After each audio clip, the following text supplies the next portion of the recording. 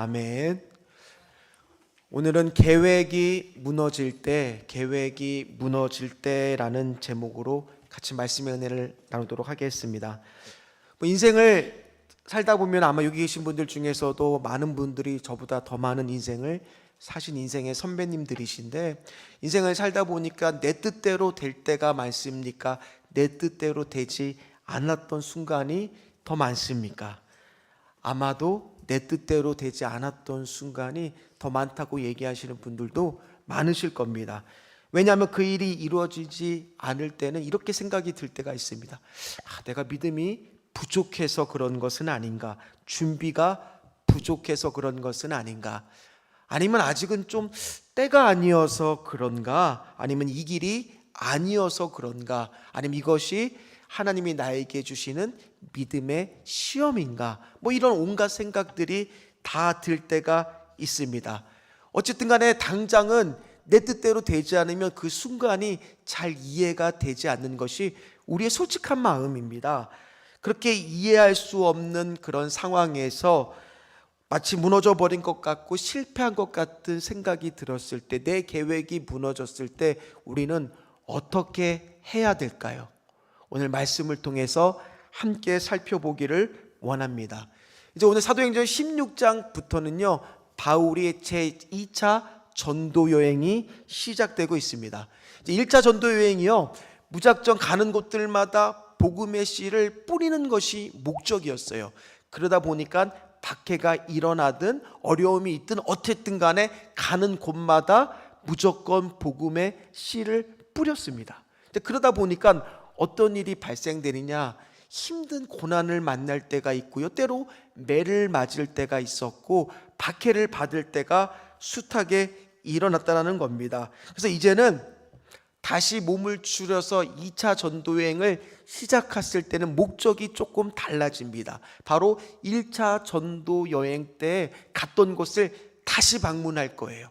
그래서 그곳에서 어떻게 복음의 씨앗들이 열매를 맺고 있는지, 또는 양육은 어떻게 잘 되고 있는지 그걸 확인하는 것이 바로 제2차 전도 여행이었다는 겁니다. 사도행전 15장 36절 말씀에 그것이 잘 나와 있습니다. 같이 읽도록 하겠습니다. 며칠 후에 바울이 바나바더러 말하되 우리가 주의 말씀을 전한 각 성으로 다시 가서 형제들의 어떠한가 방문하자 하고, 형제들이 어떠한가 다시 방문하는 것이 목적이었습니다. 얼마나 좋은 계획이에요. 선한 계획이에요. 그런데 지난 시간에 우리가 말씀을 통해서 살펴봤듯이 이 좋은 계획이 막 시작하는데 처음부터 벌써 어려운 일이 생기기 시작했어요. 어떤 어려운 일이 생겼습니까? 바울과 바나바가 이 마가 요한을 데리고 가는 문제 때문에 심히 서로 다투었어요. 계획이 어긋났죠. 삐끗해 보이는 거죠.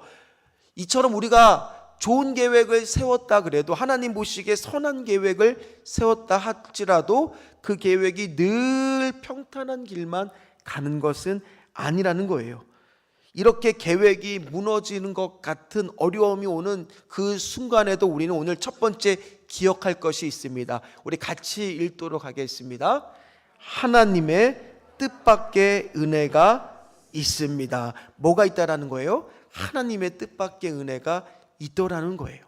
바울과 실라가 1차 전도 여행을 했던 곳으로 가게 됩니다. 한번 지도를 보겠습니다.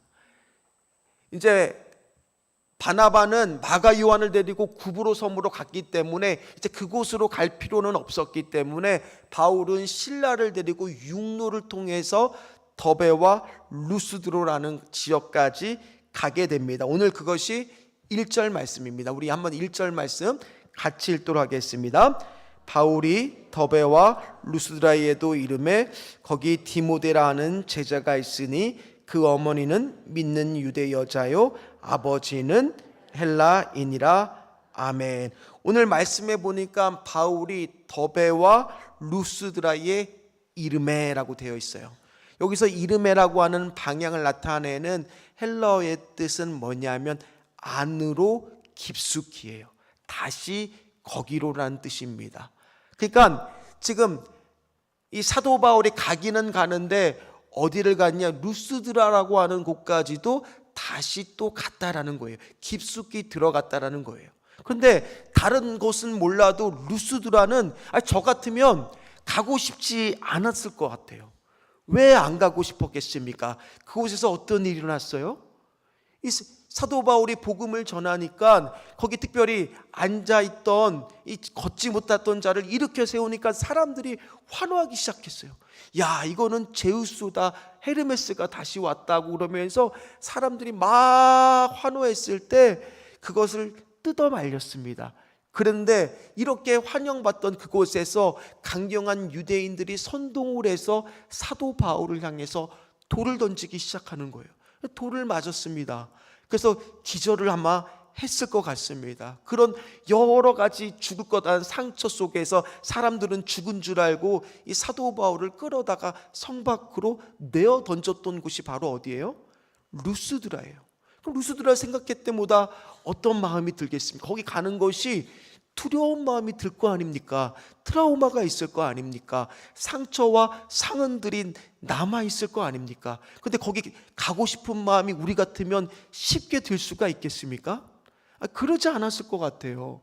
거기 가면 또 강경한 유대인들이 만나서 나를 향해서 또 어떤 해코지를 하면 어떡하나, 그런 두려움들이 있었을 겁니다. 그런데 오늘 루스드라를 피하지 않고 깊숙이 다시 그곳으로 향해 이르렀더니 어떤 하나님의 은혜가 있었습니까? 거기서 누구를 만나게 돼요? 오늘 우리가 1절 말씀에 보니까 누구를 만나게 됩니까? 바로 디모데라고 하는 사람을 만나게 하더라는 거예요.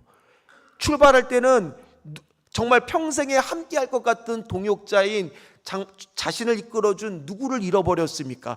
바나바를 잃어버려서 의기소침해하고 있는데 하나님이 뜻밖의 루스드라는 곳에서 누구를 만나게 해주세요? 평생에 또 동역자이자 아들 같은 사람이 누구와 함께 할 수 있게 하냐? 디모데라고 하는 은혜를 허락해 주시더라는 거예요. 우리는 이처럼 계획이 마치 실패한 것 같고 광야의 길을 가고 있는 것 같은데 그곳에 뭐가 있을 때가 있느냐? 하나님의 은혜가 있을 때가 있더라는 거예요. 요셉의 계획 속에서 형들이 자기를 배신해서 자기가 애굽으로 팔려갈 거라는 것을 계획했을까요? 절대로 계획하지 않았을 겁니다. 그러나 거기에 팔려가서 보디발이라고 하는 집에서 성실하게 거기서 일했을 때 성경은 창세기 39장에 보면 요셉의 과정 속에서 하나님과 함께하고 있기 때문에 뭐라고 그걸 표현하느냐? 뭐라고 표현해요? 형통하다. 요셉의 삶 속에서, 그의 가정 속에서 하나님이 함께 하시니 그의 삶을 뭐라고 말한다고요? 형통하다라는 말로 하고 있더라는 겁니다. 언뜻 보면 이해가 안 되잖아요. 우리 같으면 뭐를 중시 여깁니까? 결과를 중시 여기는데 오늘 하나님은 과정 속에서 함께하고 있는 그 순간을 뭐라고 말씀하세요? 형통하다라는 걸로 말씀하고 있더라는 겁니다. 오늘 마찬가지입니다. 벼랑 끝에 서 있는 엘리야는 어땠습니까? 이 갈멜산에서 영적 전쟁을 승리하고 나서 이제는 내가 무엇인가 할 수 있을 것만 같았는데 아합 왕의 부인인 이세벨 왕비의 내일 널 당장 죽일 거라는 그런 살해의 협박 속에서 낙심해서 걸음아 나 살려라 하고 저 남쪽 지역까지 도망을 가요. 그래서 지쳐갖고 이제는 로뎀나무 아래에서 나를 이제 죽여달라고 했을 때 하나님이 뭐를 보내주시느냐? 천사를 보내주세요. 거기에서 음식과 물을 주시면서 성경 말씀에 보니까 엘리야를 어루만져 주고 계세요. 그게 뭡니까? 우리가 광야의 길을 가는 그 순간에도, 나의 계획이 무너지는 그 순간에도 내가 하나님과 지금 함께 있는 것이 확실하다면 그곳에는 반드시 뭐가 있다라는 거예요? 하나님의 은혜가 있음을 믿으시는 분들 다 되시기를 주의 이름으로 축원합니다. 성경은 결과를 말하는 성경이 아니에요. 바로 그 과정 속에서 내가 하나님과 함께 있으면 그걸 뭐라고 한다고요? 내가 형통하다. 내가 형통하다는 말로 말씀하고 있더라는 거예요. 만약 사도 바울이요 루스드라가 겁이 나서 두려워서 피해갔었어 봐요. 그럼 누구를 못 만난 거예요? 디모데라고 하는 사람을 만나지를 못했을 거 아닙니까?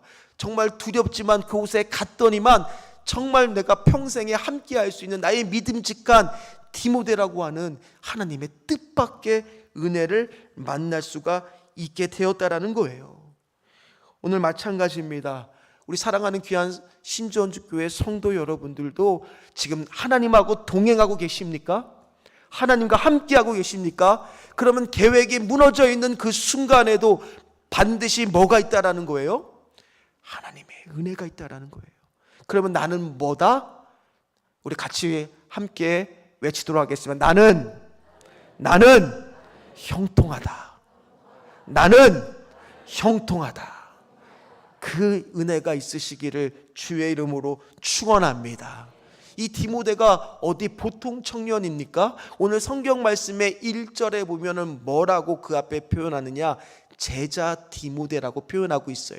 또 2절에는 칭찬받는 자라고 표현하고 있습니다. 이 제자라는 말 뜻 안에는 그가 어떤 사람이냐, 예수를 위하여 목숨을 바칠 정도로 예수님을 따르는 사람이라는 뜻이고요, 칭찬받는 자라는 것은 그가 주변으로부터 평판이 훌륭한 사람, 한마디로 말해서 디모데는 어떤 사람이었느냐, 준비되어 있는 사람이었다라는 얘기예요. 하나님 어떻게 이렇게 귀한 사람을 붙여줄 수가 있었을까? 바로 하나님의 뜻밖의 은혜가 있었던 곳이 이 루스드라고 하는 곳이었다는 겁니다. 그뿐만이 아닙니다. 이 디모데는 오늘 성경 말씀에 보면 아버지가 헬라인이고 어머니가 유대인인 다문화 가정이에요. 그러다 보니 복음을 전하는 데 있어서 헬라 쪽인을 전할 때도 유대인을 전할 때도 얼마든지 전할 수 있는 아주 복음에 전하는데 특화된 사람이었다는 얘기입니다. 그뿐만이 아닙니다. 1차 전도 여행 때는 마치 열매가 없는 것처럼 보였습니다. 가는 곳들마다 강경한 유대인들을 만나서 반대하는 사람들을 만났는데 오늘 성경 말씀의 5절을 보니까 하나님 또 어떤 은혜가 기다리고 있었느냐, 5절 말씀을 같이 읽도록 하겠습니다. 이에 여러 교회가 믿음이 더 굳건해지고 수가 날마다 늘어가니라. 아멘. 이 표현 어디서 들어보셨죠? 사도행전 2장 47절에 나오잖아요. 그 믿음의 수가 날마다 늘어나니라. 똑같은 표현이 그 말씀에 나오잖아요.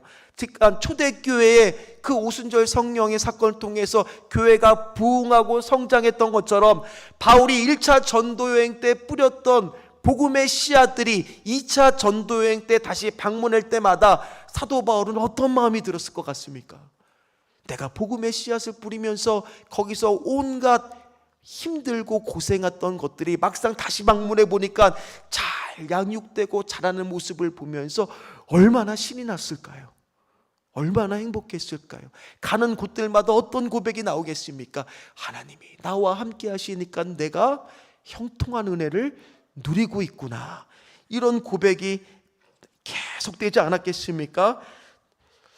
처음에 보기에는요, 나의 계획이 무너지는 것 같아요. 바나바도 떠나고 또 내가 루스드라는 곳도 방문해야 되는데 그곳은 나를 돌로 죽이려고 했던, 핍박받던 그런 장소이고 두려운 장소지만은 하나님의 계획 안에서, 하나님의 말씀 안에서 하나님과 함께하는 가운데 내가 있다면 그곳엔 반드시 뭐가 있습니까?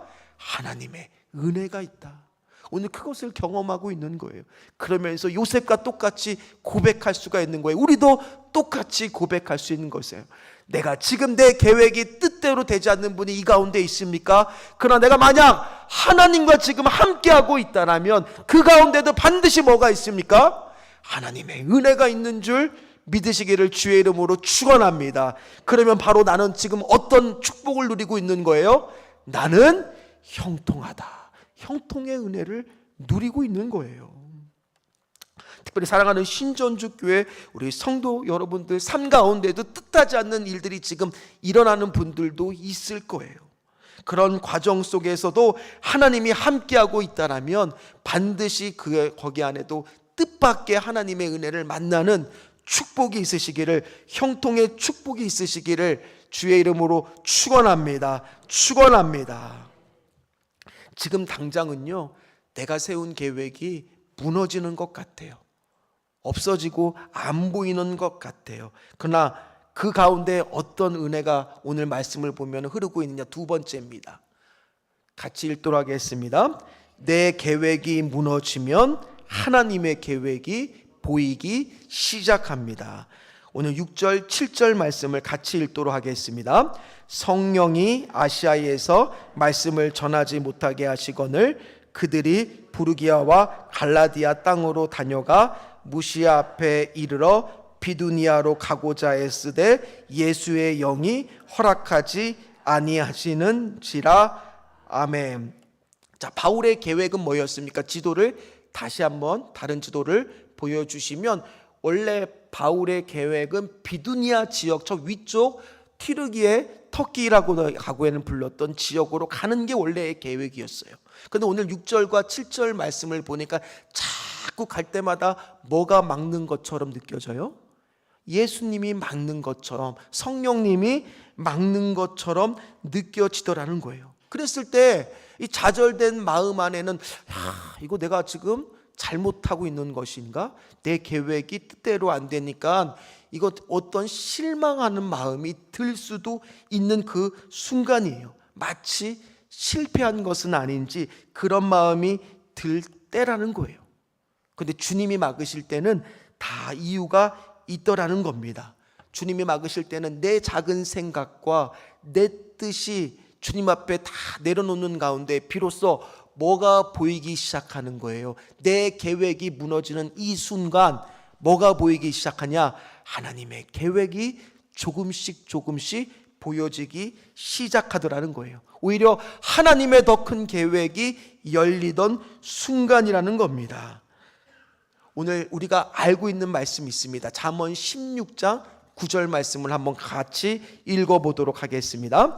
사람이 마음으로 자기의 길을 계획할지라도 그의 걸음을 인도하시는 이는 여호와시니라. 아멘. 아마 오늘 이 말씀은요, 잠언의 말씀에 통틀어서 우리 성도님들이 다 아마 한 번쯤은 들어봤을 거고 기도할 때나 외우는 말씀일 거예요. 다 아시는 말씀일 거예요. 그러나 아는 것과 믿는 것은 또 다른 문제라는 거예요. 오늘 말씀을 보세요. 하나님의 계획을 잘 세우는 법을 알려주신다라고 말씀하세요? 아닙니다. 계획을 인도하시겠다고 말씀하고 계세요. 오늘 계획을 하나님께서 상세하게 알려주시겠다고 말씀하십니까? 아닙니다. 발걸음을 인도하시겠다라고 말씀하고 있어요. 당장의 하나님의 계획은요, 우리가 잘 깨달을 수가 없어요. 우리가 집에서 1000피스나 몇천 피스짜리 퍼즐 조각을 맞힐 때 처음에 그 조각을 딱 맞춰질 때는 이게 무슨 그림이 완성될지를 상상도 못해요. 알 수도 없어요. 언제 알 수 있습니까? 그래도 어느 정도 맞춰졌을 때 이것이 앞으로 어떤 게 될 거라는 것을 어렴풋하게 우리가 알 수 있지, 처음부터 아는 사람은 아무도 없습니다. 그래서 사도 바울도 하나님의 뜻을 모르잖아요. 그래서 가는 곳들마다 하나님의 뜻을 알기 위해서 무엇을 했을까요? 한번 우리 말씀을 같이 조금씩 읽어보도록 하겠습니다. 먼저 13절 말씀 어떻게 시작합니까? 안식일에 우리가 기도할 것이 있을까 하여. 16절 말씀을 보도록 하겠습니다. 우리가 기도하는 곳에 가다가. 25절 말씀도 보도록 하겠습니다. 한밤중에 바울과 실라가 기도하고. 오늘 성경에는 등장하지는 않고 있지만은 100% 저는 확신합니다. 오늘 이렇게 성령의 하나님의 뜻을 막는 것 같고 내 계획대로 되지 않는 그 순간 바울은 뭐하고 있었을까요? 분명히 오늘 다른 구절의 말씀을 보면 우리가 생각할 수가 있어요. 바울은 기도했을 거예요. 이게 정말 하나님의 뜻이 맞습니까? 하나님의 뜻대로 인도하고 있는 것이 맞습니까? 그러면서 계속 기도하면서 뭐를 알게 되느냐? 하나님이 내 발걸음을 지금 이쪽으로 인도하고 계시는구나. 그것을 우리가 알 수가 있는 거예요. 그럼 거꾸로 우리가 하나님의 인도하심을 모르려면은 뭐 하면 돼요? 기도를 안 하면 되는 거예요. 기도 안 하면 하나님이 인도하심을 우리는 깨달을 수가 없게 되는 거예요. 그게 누구냐? 바로 요나가 그랬어요. 요나 1장을 보면 하나님의 계획은 요나가 니느웨로 가서 복음을 전하는 거였지만 요나는 그 말씀을 듣지를 않아요. 그래서 어디로 갑니까? 욥바로 내려가서 다시스로 가는 배를 타고 가잖아요. 그런데 오늘 성경 말씀에 보면 어떻게 나오느냐? 요나가 여호와의 얼굴을 피하여, 이렇게 말씀에 나와 있어요. 그 말씀은 뭐예요? 요나가 기도하면 하나님이 분명히 뭐라고 얘기하실 것 같은 걸 아는 거죠. 바로 너 니느웨로 가야 된다. 그러니까 뭐 하지 않는 거예요? 기도하지 않는 거예요. 근데 니느웨로 가지 않고 이 다시스로 가는 배 안에서 뭐를 만납니까? 폭풍을 만납니다. 근데 폭풍을 만났던 그 순간에도 배 안에 있던 다른 사람들은 자기가 믿는 신들을 향해서 기도하기 시작하는데 요나는 뭐 하고 있었어요? 자고 있었어요. 그리고 제비 뽑기를 통해서 이 원인을 우리가 어떻게 할까 뽑았던데 그 뽑혔던 사람이 요나예요. 그 요나를 바로 배 밖으로 던지려고 했을 때 이 1장에 보면 누가 기도했느냐? 오히려 요나가 기도하는 것이 아니라 그 선원들이 기도하는 거예요. 여호와를 향해서 부르짖어 이르되 뭐라고 기도하느냐? 우리를 좀 살려달라고. 근데 그 순간에도 요나는 기도했을까요? 1장 내내 요나는요 여호와의 얼굴을 피하기만 할 뿐 기도하지 않았어요. 그럼 언제 기도하기 시작했느냐? 2장에 가서야 비로소 물고기 뱃속에 들어갔을 때야 기도하기 시작하더라는 거예요. 그랬더니만 비로소 하나님의 뜻을 깨닫고 승복해서 하나님이 물고기가 육지로 요나를 뱉을 때까지 그는 그의 마음 안에 큰 기도하면서 하나님 앞에 씨름하면서 하나님의 뜻을 서서히 깨닫기 시작했더라는 겁니다. 사랑하는 성도 여러분, 지금 계획들을 세웠는데 그 계획들이 무너지고 있습니까? 뜻대로 되지 않고 있습니까? 하나님이 막으시는 것 같습니까? 지금 뭐 할 때라는 거예요? 기도할 때라는 거예요. 기도할 때라는 거예요. 기도하셔야 그 계획의 인도하심을 우리가 알 수 있다라는 거예요. 계획대로 되지 않으면 실망감이 당연히 들죠. 그러나 그 과정을 통해서 기도하면서 우리가 배워야 될 건 뭐예요? 하나님을 신뢰하는 거예요. 하나님을 신뢰하는 것을 다시 배우는 거예요. 그러면서 다시 하나님의 계획 안으로 내가 들어가기 시작하는 겁니다. 기도하면서 하나님의 계획 안으로 내가 다시 들어가기 시작하는 겁니다. 그래서 그들은 어떤 선택을 합니까? 오늘 8절 말씀을 보니까 사도 바울은 무시아를 지나 어디로 가요? 드로아로 내려가게 됩니다. 나에게 있어 드로아는 어디십니까? 지금 하나님이 앞에서 나의 계획들이 무너지는데 하나님의 계획 안으로 들어오고 계십니까? 들어와. 어디로 간다고요? 들어와. 이렇게 반응이 없을 줄은 몰랐습니다. 뭐예요? 나의 들어와. 나의 계획이 무너지고 내가 하나님의 계획 안으로 들어와야 되는 곳이 바로 뭐예요? 나의 들어와가 있어야 된다는 거예요. 하나님, 나의 들어와는 어디입니까? 나의 계획을 철저히 하나님 앞에 내려놓고 내가 하나님의 계획 안으로 들어와야 되는 나의 들어와는 지금 무엇입니까? 그것이 우리 자녀의 문제일 수도 있고 내 생업의 문제일 수도 있고 어떤 문제일 수도 있어요. 근데 하나님은 그 문제 가운데 나의 계획이 무너지면 더 큰 하나님의 계획 안으로 내가 들어오게 되는 은혜가 있음을 기억하시는 귀한 우리 성도님들 다 되시기를 주의 이름으로 축원합니다. 그 하나님의 들어와로 우리가 가면 되는 거예요. 그렇게 되었을 때 오늘 마지막 세 번째입니다. 그곳에서는 어떤 일이 일어나느냐 같이 읽도록 하겠습니다. 하나님의 계획을 인정하게 되더라는 겁니다. 나의 계획이 멈춘 드로아에서는요, 이 사도 바울이 환상을 보고 하나님의 계획을 보게 됩니다. 9절과 10절 말씀을 같이 읽도록 하겠습니다. 밤에 환상이 바울에게 보이니 마게도냐 사람 하나가 서서 그에게 청하여 이르되 마게도냐로 건너와서 우리를 도우라 하거늘 바울이 그 환상을 보았을 때 우리가 곧 마게도냐로 떠나기를 힘쓰니 이는 하나님이 저 사람들에게 복음을 전하라고 우리를 부르신 줄로 인정함이러라. 아멘. 여기서 마게도냐는 지금의 그리스 지역을 말하는 거겠죠. 유럽 쪽을 말하는 거겠죠. 사도 바울의 계획은요, 그냥 소아시아 지역, 그 튀르기예 지역에 가서 유대인을 대상으로 내가 복음을 전할 거다라는 계획을 세웠지만 하나님은 그의 계획을 꺾고 더 큰 계획인 유럽 선교의 문을 지금 열고 있다라는 거예요. 그걸 지금 사도 바울을 통해서 하나님의 계획 안으로 들어오게 하신다라는 거예요. 그랬을 때 오늘 우리가 읽었던 10절의 말씀이 너무너무 중요한 말씀입니다. 우리 10절 말씀을 다시 한번 읽도록 하겠습니다. 바울이 그 환상을 보았을 때 우리가 곧 마게도냐로 떠나기를 힘쓰니 이는 하나님이 저 사람들에게 복음을 전하라고 우리를 부르신 줄로 인정함이러라. 아멘. 여기서 알 수 있는 사실이 두 가지가 있습니다. 첫 번째 사실은 바로 뭐냐면 전에 있던 성경 구절에서는 너희라고 인칭 대명사를 표현하고 있었는데 갑자기 오늘 10절부터는 1인칭 복수형인 우리라는 표현으로 바뀌기 시작합니다. 즉 오늘 이 드로아라고 하는 지역에서 누가 합류를 하느냐? 누가 합류를 할까요? 바로 누가가 합류를 합니다. 이 사도행전을 누가 썼어요? 누가가 썼잖아요. 그러니까 누가가 우리라고 했을 때 자기가 그 안에 들어가는 거잖아요. 두 가지를 준비해 왔는데 하나도 성공한 것이 없습니다. 또 하나님의 선한 계획이 있을 줄 믿습니다.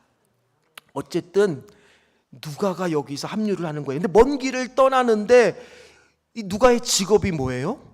의사잖아요. 그 의사가 합류를 하면 먼 유럽의 선교 떠나는 데 있어서 얼마나 많은 도움이 되겠습니까? 하나님이 드로아 지역에 갔을 때 바로 의사 누가를 붙여줌으로 인해서 선교 여행에 대한 필요한 부분들을 공급하고 계신다라는 얘기예요.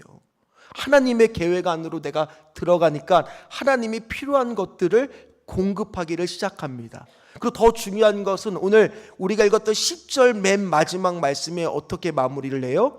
인정함 이러라. 이 말씀이 중요합니다. 이 말씀의 헬라어의 뜻은 숨비바조라고 합니다. 그래서 숨이라고 하는 단어와 비바조라는 단어가 합성했는데 제가 평상시에 잘 헬라어를 설명 안 드리는데 이건 중요하니까 설명을 드리면 숨이라고 하는 것은 함께라는 뜻입니다. 비바조는 묵다라는 뜻이에요. 자, 그러면 함께 묵는데 뭐를 함께 묵느냐? 나의 무너졌던 모든 계획을 하나님의 계획 안으로 내가 함께 묶어버리는, 그동안 내가 순종하지 않고 사도 바울이 어떤 사람이에요? 끝까지 마가 요한을 내가 죽어도 내가 같이 가지 못했다고 고집스럽게 피웠던 사람이 바로 누구냐? 굽히지 않았던 그런 사람이 사도 바울이에요. 그러나 오늘 나의 계획이 무너지는 가운데 내가 하나님의 계획을 알고 나니까 내가 하나님을 인정할 수밖에 없다라고 고백하는 그 장면이 오늘 10절이라는 거예요. 수많은 하나님과의 논쟁 속에서 이제는 내가 하나님의 계획 안에 나를 순복하겠습니다. 하나님을 인정할 수밖에 없습니다. 그 신앙 고백이 있는 구절이 바로 오늘 10절 말씀이라는 거예요. 오늘 마찬가지입니다. 사랑하는 성도 여러분들의 계획이 지금 뜻대로 되지 않을 때가 있습니다. 무너질 때가 있습니다. 그럴 때는 그것이 실패한 것이 아니에요. 나의 계획은 무너져도 하나님의 계획이 무너진 것은 아니라는 거예요. 내가 하나님의 계획에 묶여져 있을 때, 내가 하나님을 인정하기 시작했을 때, 하나님께 승복하기 시작했을 때 비로소 하나님의 계획들이, 더 큰 계획들이 기다리고 있다라는 거예요. 내가 하나님과 동행하고 있다라면, 하나님이 나와 함께함을 믿고만 있다면 나는 뭐다? 지금 형통의 은혜가 흐르고 있다라는 거예요. 그 형통의 은혜가 흐르고 있다라면 나는 오늘 하나님을 인정하기만 하면, 내가 하나님을 인정하기만 하면, 내가 하나님의 뜻에 내 뜻을 맞춰가기만 하기 시작하면 하나님이 내 발걸음을 인도하기 시작할 줄 믿으시기를 주의 이름으로 축원합니다. 말씀을 마무리하도록 하겠습니다. 우리는요, 내 계획대로 되어야 그게 성공이라고 착각할 때가 참 많아요.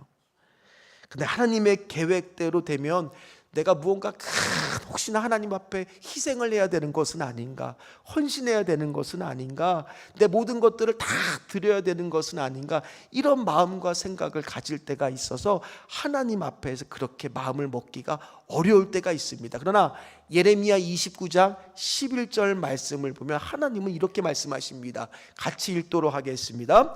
여호와의 말씀이니라.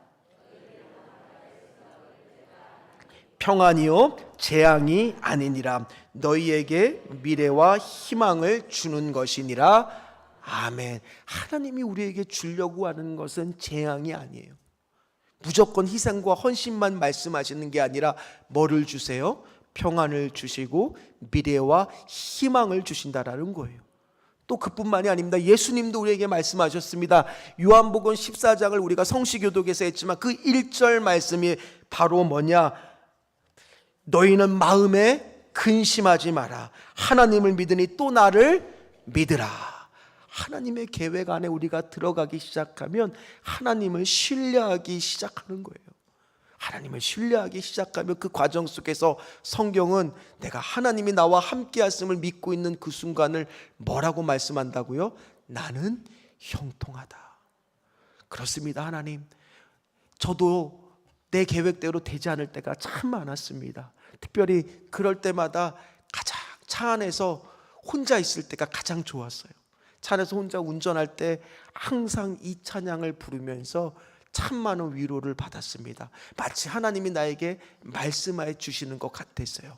그 찬양이 바로 뭐였느냐? 하나님의 부르심이라고 하는 찬양의 맨 마지막에 가사를 보면 하나님, 내가 가는 길이 정말 어떻게 가야 될지 나는 모르지만 하나님은 나를 가장 좋은 길로, 가장 완전한 길로 하나님을 신뢰하고 가고 있다면 나는 지금 형통한 은혜를 누리고 있는 줄 믿습니다. 그 찬양을 부르면서 많은 위로를 받았습니다.